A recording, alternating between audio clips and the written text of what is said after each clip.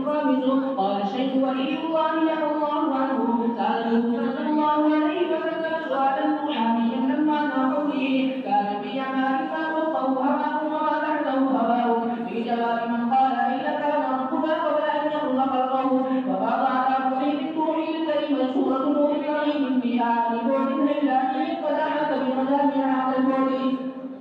بخطوط شعاعية فقيل هذا النور والتجلي المشار إليه بهذا القول